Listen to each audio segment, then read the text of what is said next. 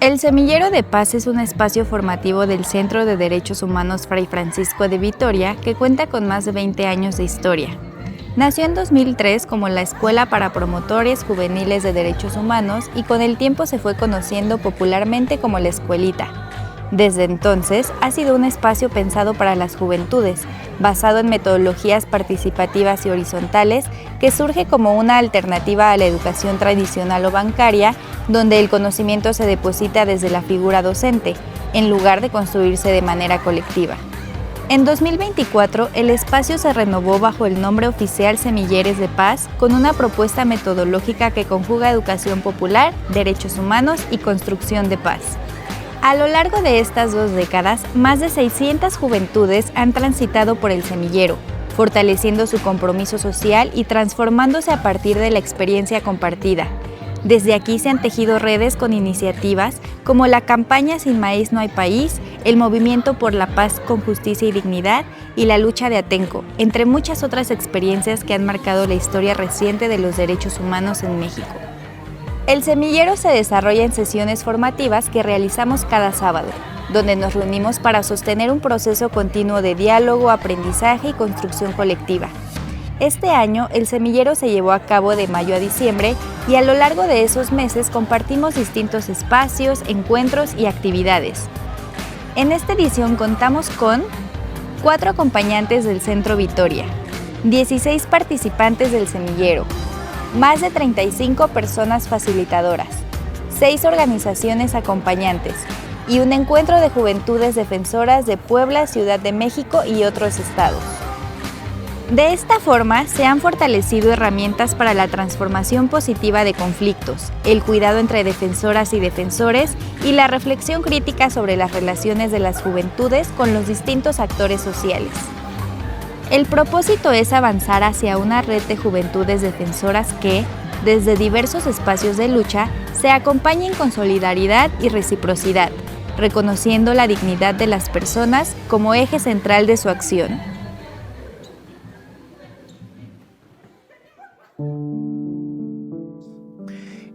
A mí me entusiasmó mucho cuando la Escuelita de Derechos Humanos para Juventud se transformó en semillero. Tanto porque había habido una semilla y un semillero, o un sembrador, digamos, en la etapa anterior del Centro Vitoria, como por el hecho de buscar adecuar la metodología, el contenido a las realidades nuevas, generar con nueva metodología de educación popular y con claridad de las realidades actuales, no solo genéricas, sino específicas en territorio de los derechos humanos.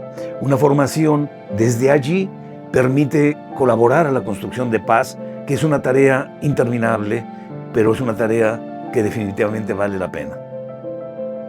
En el semillero, nuestra apuesta metodológica se compone por 4 momentos formativos, en donde el primero busca reconocernos como el núcleo de la semilla, el segundo tiene que ver con comprender nuestra realidad y saber qué es lo que nos está pasando. El tercero tiene que ver con encontrar esas alternativas que dignifican la vida. Y por último, el cuarto momento, buscamos esas herramientas de colectividad y de organización.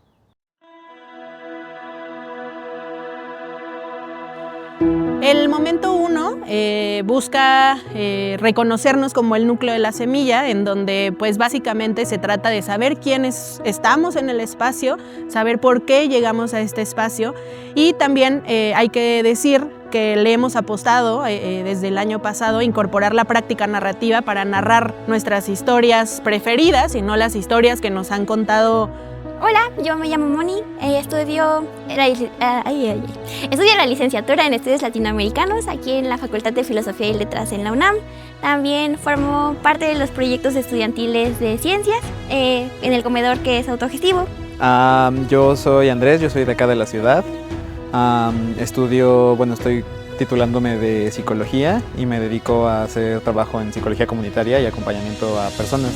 Mi nombre es Alejandro, pero me gusta que me digan Alex. Soy de la ciudad de Pachuca, del estado de Hidalgo. Mi nombre es Valeria Abigail Cano Pérez, tengo 22 años, soy estudiante de Derecho de la Universidad Autónoma de la Ciudad de México y actualmente formo parte del Consejo de Justicia Universitario. Hola, soy Sofía, tengo 21 años y estudio comunicación. Yo colaboro con El Caracol. Entonces, una compañera que se llama Alexia, ella me recomendó mucho que viniera aquí, si es que quería dedicarme a la defensa de derechos humanos, pero me dijo una palabra que me llamó mucho la atención. Me dijo, en el Vitoria te enseñan a acompañar con mucho amor. Entonces, eso me llamó la atención y quise descubrir a qué se refería con acompañar con amor. A escuchar sin juzgar, a estar ahí cuando la gente lo necesita. Si un compañero no llega, preguntarle, ¿estás bien?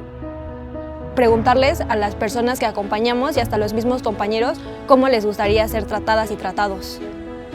Y sobre todo, hacer una red de apoyo, a estar ahí con corazón y en cuerpo.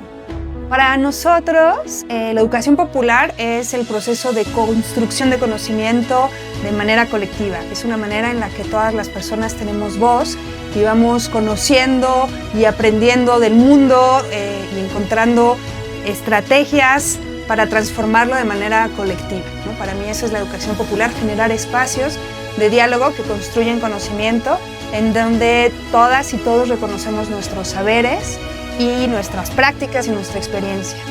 Entonces siempre habíamos trabajado con juventudes y bueno, después de la pandemia esto ha sido muy difícil y nos ha sido muy enriquecedor empezar a vincularnos nuevamente con juventudes pues a través del semillero.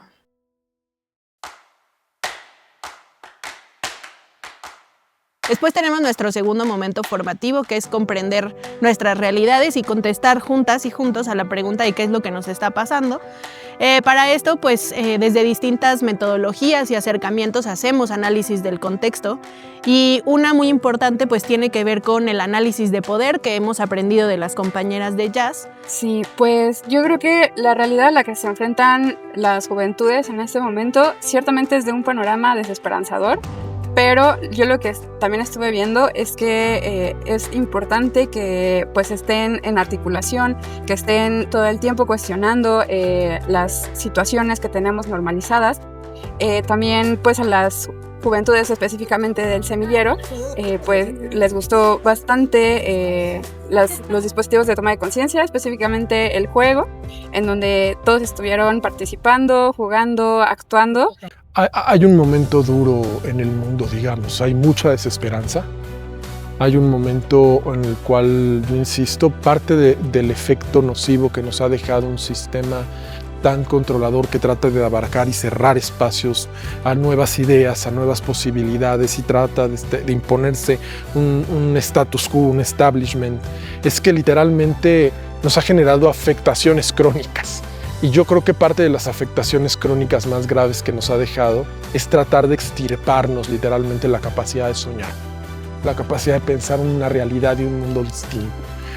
Creo que es importante entender la realidad para posicionarnos. Justamente muchas cosas, muchos conflictos, muchos problemas. Si no conoces todas las cosas que te rodean, los problemas sociales que aunque incluso en otros países, en otros estados, si tú no conoces, no puedes informar y no puedes hacer algo. Y no necesariamente tienes que ir a la acción, o sea, una parte combativa, sino incluso el compartir algo en redes sociales, el informarte o incluso el cómo decidir.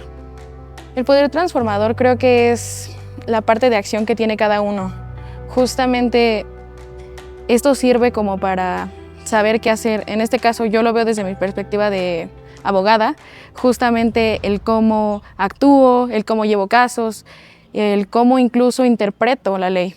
Este año se hizo algo diferente en el proceso del semillero, que fue invitar a organizaciones aliadas a acompañar el proceso no únicamente desde las sesiones de los sábados, sino también de llevar a la práctica todas esas reflexiones, conocimientos, construcción que hacemos y teoría que se comparte los sábados, llevarlo al terreno de la práctica. Y actualmente pues estamos como parte del programa de construcción de paz, pues acompañando a dos chicas que forman parte de la generación 23. Quien nos ha guiado y quien ha dado muchísimo ha sido Nancy Tania, ¿no? Y han dado las propuestas y justo un poco eso es lo que queríamos, o sea, que la construcción de paz se viera en la propia acción, ¿no? En decir, sí es bien cansado y sí está bien feo el mundo que vivimos, pero justo esto es construir paz, ¿no? O sea, sentarnos a platicar del mundo. Estamos haciendo una acción súper potente de paz, ¿no? Hablar de lo que nos antecedió, por ejemplo, en movimientos sociales, o por ejemplo ahorita en el cine debate, ¿no? Era como, bueno, ¿cuál fue este movimiento, no? Y entonces platicar y rescatar justo esa memoria histórica, ¿no? Esa memoria colectiva. Pues al final habían muchos conceptos de paz que yo creo que Nitz y Jania se los dan súper bien, ¿no? Y creo que lo han vivido en vez de aprendérselo. Las cosas que hemos hecho con los chicos y chicas del semillero han sido muy interesantes porque fue preguntar qué entendían por tecnología, para qué la habían utilizado, en dónde la utilizan. Y fue muy interesante porque pudimos empezar a desmenuzar la tecnología y ver cómo se puede politizar la tecnología. Creo que ha sido una sorpresa muy bonita de darme cuenta de que la psicología comunitaria atraviesa como muchos otros procesos, ¿no? Y en TIC, una de las cosas que Andrés nos enseñó es que la tecnología es un pretexto, por decirlo así, para catalizar o potenciar otros procesos comunitarios, ¿no? Creo que hoy vemos ataques globales contra la democracia y también tendencias a la despolitización entre las personas que también impacta las y los jóvenes. Y yo creo que esto surge de una sensación de impotencia en muchos casos y por eso espacios como el semillero son fundamental, que nos dejó con muchos aprendizajes muy importantes y que también nos prepara para el semillero del próximo año, en el que contaremos con 2 sedes del semillero en Oaxaca y en la Ciudad de México. Pasamos a encontrar estas alternativas que dignifican la vida, que es nuestro tercer momento. Nos detenemos a entender, a conceptualizar qué son los derechos humanos, pero desde una mirada crítica. Justo algo de lo que solemos platicar cuando tengo aproximación o me toca estar en el semillero es algunas de las principales perspectivas desde las que se critican los derechos humanos, ¿no? Puede haber críticas desde la raza, desde la geopolítica, desde la historicidad, que tratan de dar cuenta de dónde vienen y un poco cuál es la intencionalidad que hay detrás de. Es importante que haya una mirada crítica, precisamente porque en muchas ocasiones hay ciertas aproximaciones o ciertos abordajes que dan una especie de versión o de visión de verdad, que es la única forma de entenderlos, de vivirlos y de trabajar particularmente.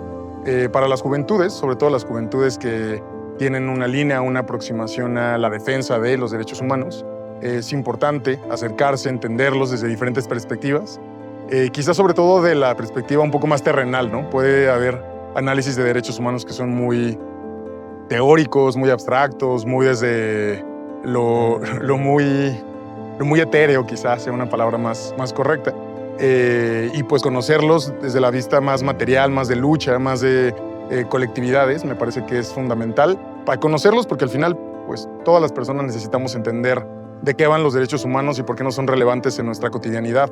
Tenemos que recuperar nuestro derecho a decidir, nuestro derecho a crear, nuestro derecho a la obra, a decir cómo queremos habitar, cómo queremos que sean nuestros espacios, nuestras viviendas, nuestros equipamientos, ¿no?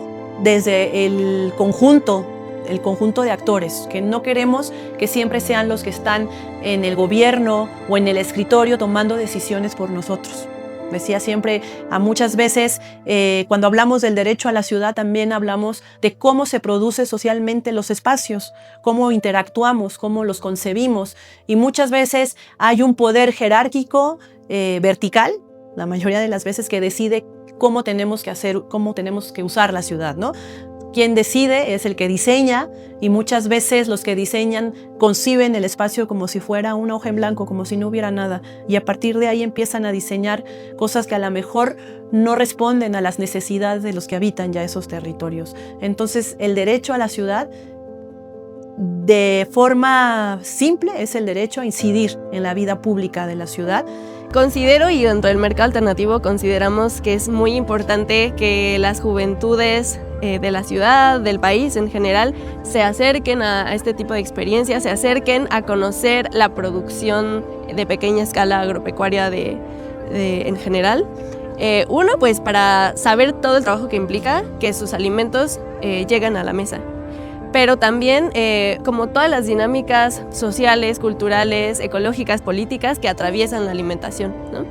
Y también pues siempre el ir ir a las parcelas, ir al apiario, ir al sitio de producción, es una forma maravillosa de enamorarse de esas actividades, ¿no? De realmente involucrarse incluso emocionalmente y que de alguna manera tenga un significado más allá de lo que me pueden contar o no, o puedo leer al respecto en un artículo sobre redes alimentarias. Realmente es una cercanía también que se construye con los productores. Nosotros justo no partimos nunca de lo legal, ¿no? En todos nuestros procesos formativos o en los talleres, en las estrategias, siempre se parte de una lectura del territorio, ¿no? Como qué nos está pasando, ¿no? ¿Qué es lo que necesitamos, qué es lo que soñamos? Y ya después vemos cómo la tecnología o las leyes, como queramos llamarle, pues se adaptan a esos procesos, ¿no? Y yo creo que mucho de la escuela tradicional lo que hace es meterte en una caja, ¿no? Al menos yo que estudié Derecho,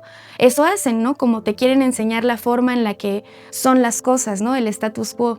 Y entonces espacios como El Semillero eso hacen, ¿no? Como decirte, bueno, sí existe esta forma de ver el mundo, pero también existen esas otras. Y lo que hacen muchos de los medios de comunicación comunitaria indígena es abrir ese panorama del mundo, ¿no? Para todas y para todos. Por eso es importante que tanto tengan todas las herramientas para desplegar estos proyectos de comunicación, así como que se pueda llegar a medios más grandes, ¿no? Y a estos espacios tan lindos como El Semillero para que, pues bueno, sea la comunicación y esta visión del mundo la que siempre esté en el centro. Que a la psicología se le piensa mucho como un cuidado curativo o incluso como un cuidado a veces paliativo, y entonces se nos sitúa fuera como del ejercicio político porque a veces estamos muy centrados en el quehacer individual, o sea, en el tratar de que los individuos estén mejor, ¿no? Y esto lo hacemos de muchas formas, ¿no? Incluso se hace, ¿no? A través del consultorio, pero la psicología, como esta psicología política que está mucho más empoderada, que tiene ejes feministas, que tiene ejes también de paz, en realidad lo que mira es que los individuos se la pasan mal y los individuos están sufriendo porque están en un contexto que es injusto. Y entonces, en lugar de buscar que los individuos nos adaptemos a ese contexto injusto, tiene que haber un ejercicio de querer cambiar este mundo. O sea, si nuestro objetivo en la psicología, o uno de nuestros objetivos, es que las personas nos sintamos mejor y tengamos bienestar, eso no va a poder ocurrir en un contexto en el que hay tanta injusticia. Entonces casi pareciera que es un devenir automático, un paso natural, el que si queremos que los individuos estemos mejor, tiene que haber mejores condiciones de vida. Y entonces, en lugar de que queramos que las personas nos adaptemos a medios que son bastante injustos y caóticos, mejor hay que hacer algo para cambiar estos medios injustos y caóticos.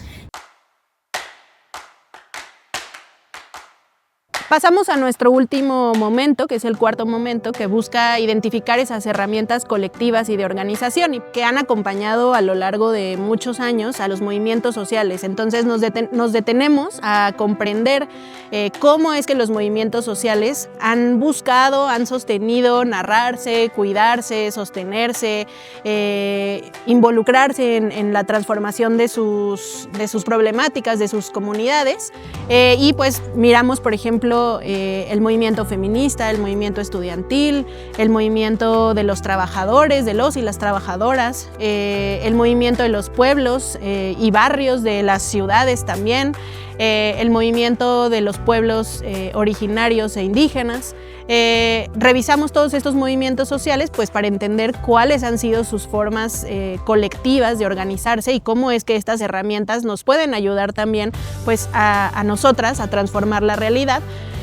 Para mí lo colectivo es una forma en la que se manifiesta, se expresa y se reproduce la vida.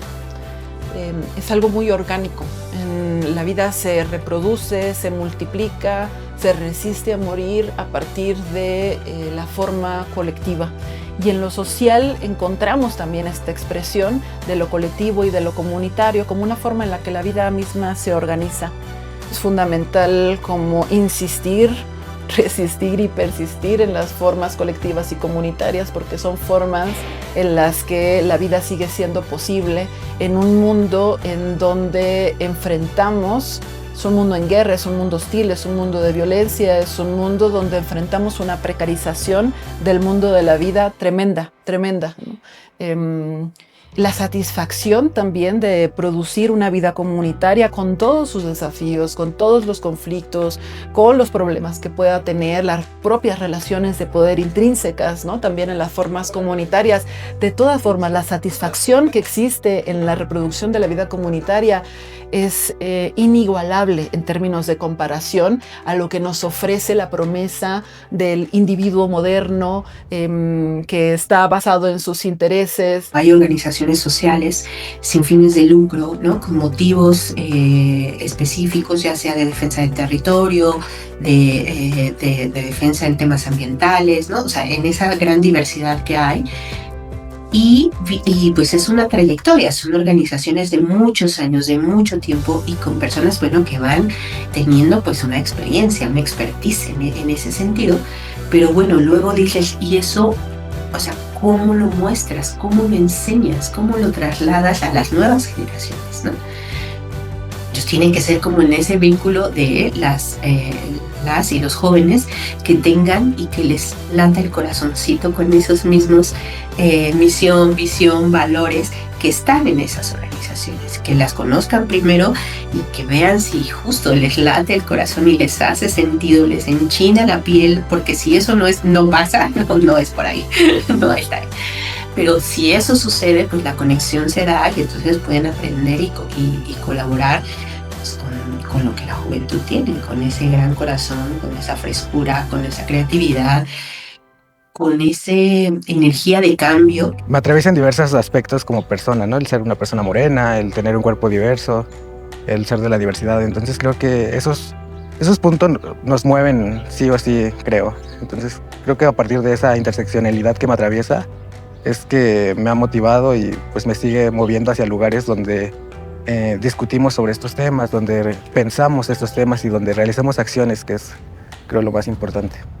Las juventudes que están saliendo de este semillero, viene un proceso también de comunidad.